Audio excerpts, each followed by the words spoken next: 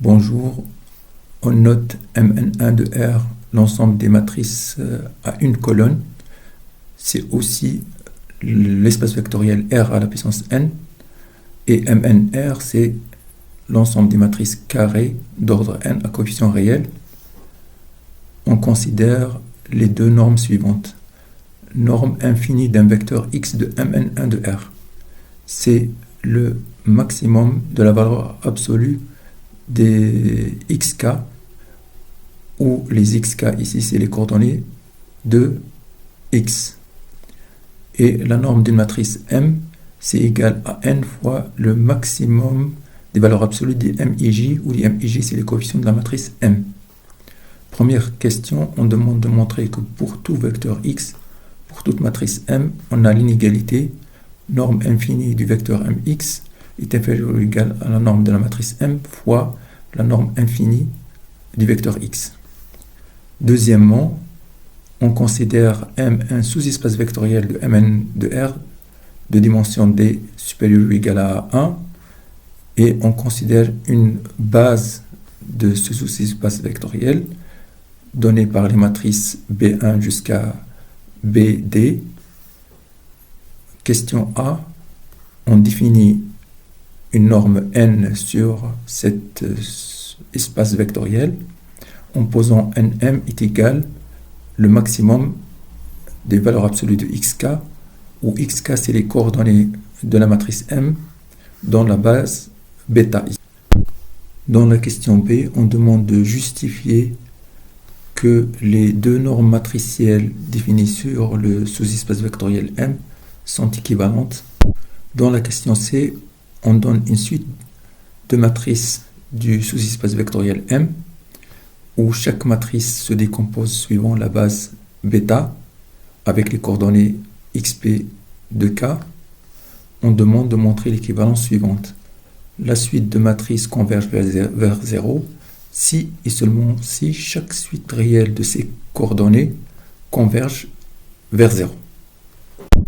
On va utiliser les 4 points suivants, soit x, un vecteur de coordonnées xi, et m, une matrice de coefficient mij. Le vecteur mx obtenu en multipliant la matrice m par le vecteur x a pour composante yi. La im composante du vecteur mx est donnée par le produit scalaire entre la im ligne de la matrice m et le vecteur x. Deuxièmement, une application n de E dans R+ est une norme si elle vérifie les trois axiomes suivants. Quel que soit lambda appartenant à R, quel que soit x, y appartenant à E2, la norme de lambda fois x est égale à la valeur absolue de lambda fois la norme de x.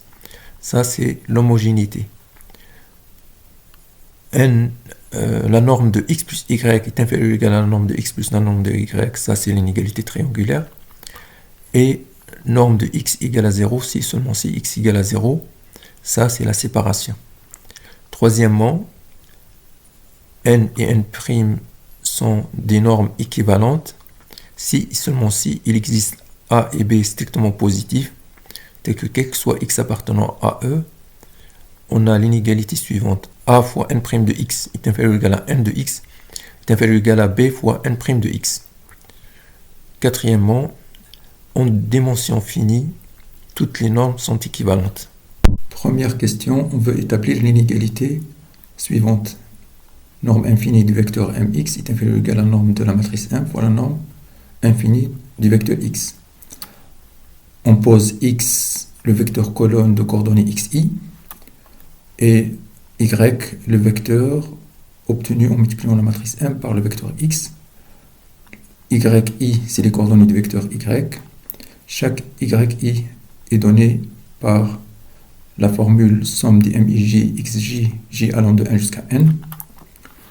On a quel que soit i appartenant à 1 jusqu'à n, la valeur absolue de yi est inférieure ou égale à la somme des valeurs absolues de mij fois la valeur absolue de xj, j allant de 1 jusqu'à n.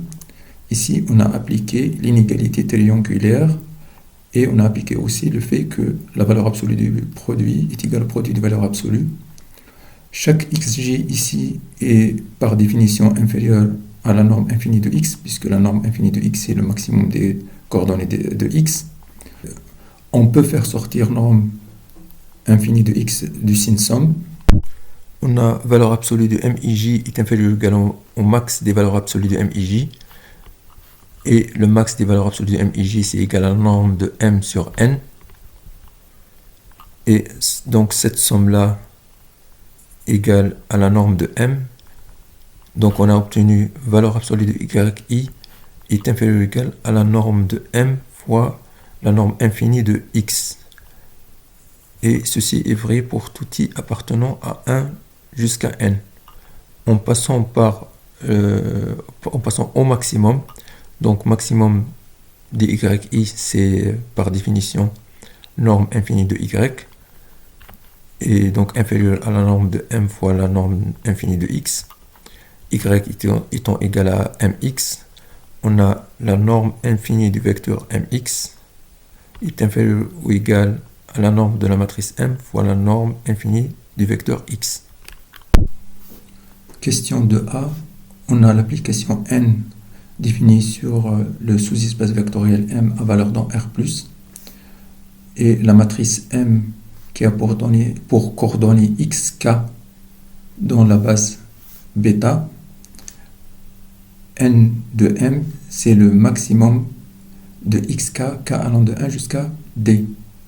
On veut montrer que N est une norme. Pour cela, on doit montrer les trois propriétés de la norme. Premièrement, l'homogénéité. On a quel que soit lambda appartenant à R, quel que soit M appartenant à M, N de lambda M, c'est max de lambda xk, k allant de 1 jusqu'à d.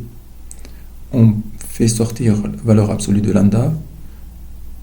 On obtient donc N de lambda M est égal valeur absolue de lambda fois max de xk, k allant de 1 jusqu'à d.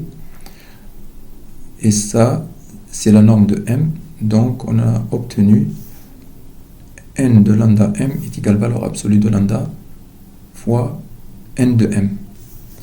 Deuxièmement, on va montrer l'inégalité triangulaire.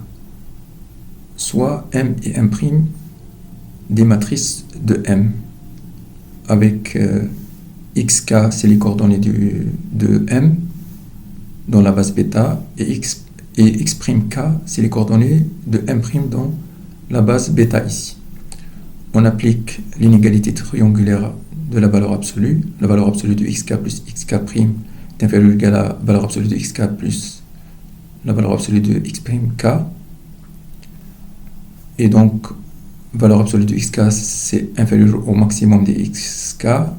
Valeur absolue de x'k, c'est inférieur au maximum de x'k. Et on a cette inégalité qui vérifie quel que soit k appartenant à 1 jusqu'à d. En passant au maximum, on obtient le maximum de valeur absolue de xk plus x'k, c'est la norme de m plus m'. Et le maximum de xk, c'est n de m. Et le maximum de x'k, c'est n de m'. Donc on a montré l'inégalité triangulaire norme de m plus m' est inférieure ou égale à la norme de m plus norme de m'. Troisièmement, la séparation. On a n de m égale à 0 si seulement si max des xk égale à 0, donc quel que soit i appartenant à 1 d, xk égale à 0, xk c'est les coordonnées de m dans la base bêta, donc si seulement si m égale à 0, car bêta est une base. Conclusion, l'application n est une norme sur le sous-espace vectoriel M. Question 2b, on demande de montrer que les deux normes matricielles sont équivalentes sur le sous-espace vectoriel M. On a la restriction de cette norme-là au sous-espace vectoriel M est une norme sur M, et on vient de montrer aussi que N est une norme sur le sous-espace vectoriel M.